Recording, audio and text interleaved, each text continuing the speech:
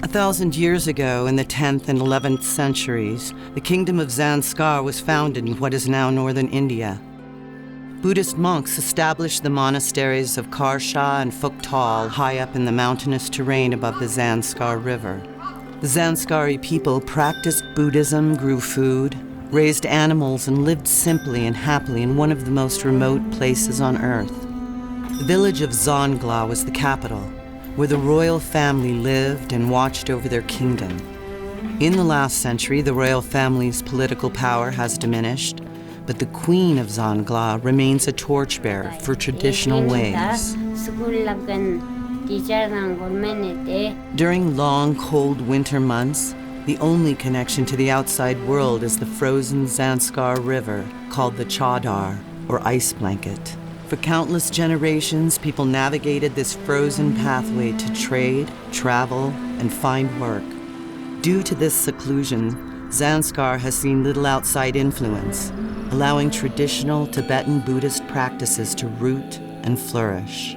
But in recent decades, roads have encroached on this isolated land, threatening changes both good and bad.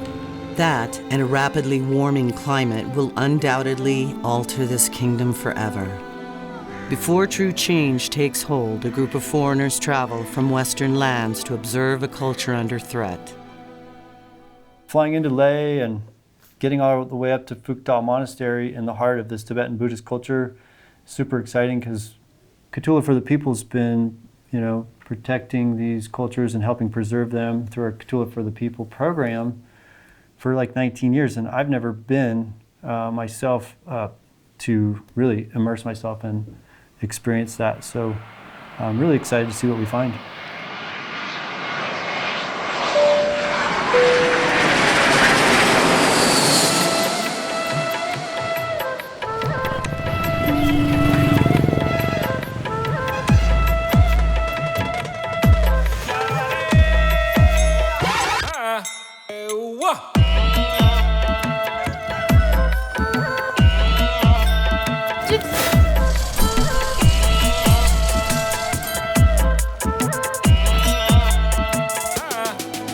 The first road into Zanskar began construction in 1979. More roads have since been built, but none that reach the remote villages in winter. Current road construction promises year-round access, replacing a many-day journey with a half-day's drive. But progress is slow and dangerous for the workers, who mostly hail from the poorest regions of Tibet and India. The road, it makes it a little easier for sure. And from Zangla, in the winter, you will be able to walk on the river, so it should be easier. It's still like just the most amazing fucking place, so it's totally awesome you're going there. And it's also awesome you're going there in the winter. In the summer, it's still not a lot of people go there because it's not easy to get to. But the reality is of the places across the Himalayas that you're going to see Tibetan Buddhism, maybe as it was like 1,000 years ago, Phuktal is like one of the only fucking places left because it's so remote. And some of these other villages here too, but it's really within Zanskar.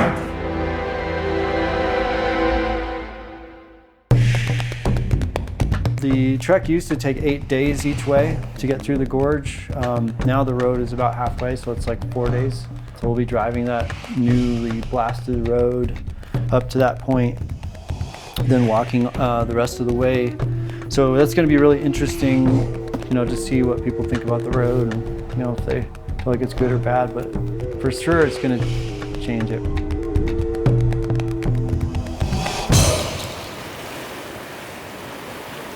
Before when the road is not coming, at that time people have time to praying and talking about the cultures and preserve culture. Now the road is coming, people are a little busy, Some people are busy with making guest house and hotels.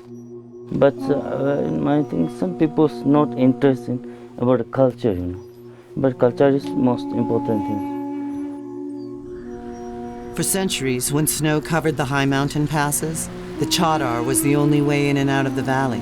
If the ice was thick, supplies could be carried on sleds, but in sections where the ice was thin, or where mountains had to be crossed, the backs of men would carry the burden. Travelers slept in caves and dug holes in the ground to leave food for the return journey, hoping wolves or foxes didn't find it. The mountains are tall and treacherous, and the river is swift and cold.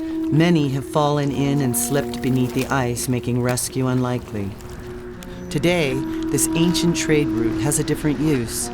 It brings foreigners wanting to walk how the Zanskari people have walked for centuries. It's kind of like, amazing if you think about something that's 1,000 years old and it's still being occupied, and we're going to be seeing places that are still living legacies of that culture.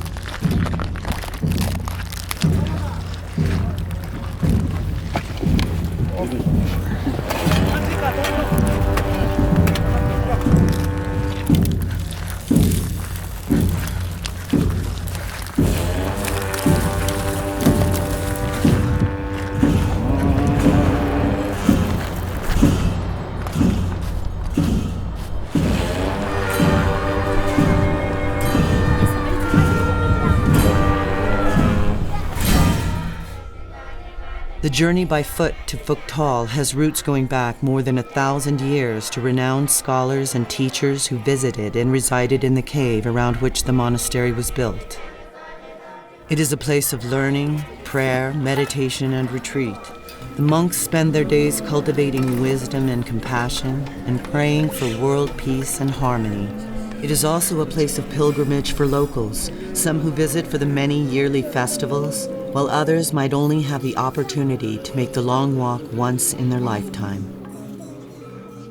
First I woke up, I clean my room, and I offer doing puja, maybe morning, afternoon, prayer, mantra, everything. So it's good for world peace, for your people's long life.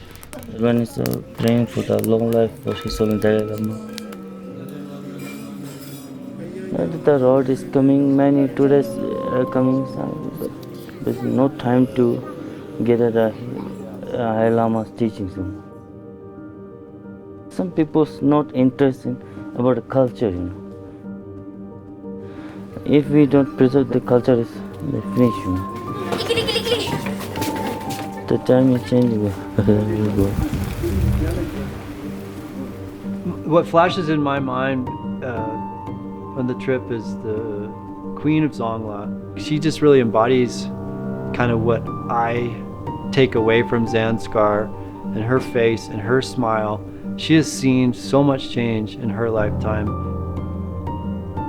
Maybe that's a huge aspect of just thinking about quality of life, is how do you manage the onslaught of demands that come our way. And I think that's what we're all dealing with. Like, for our lives, the road is already here. It's like on all sides of us.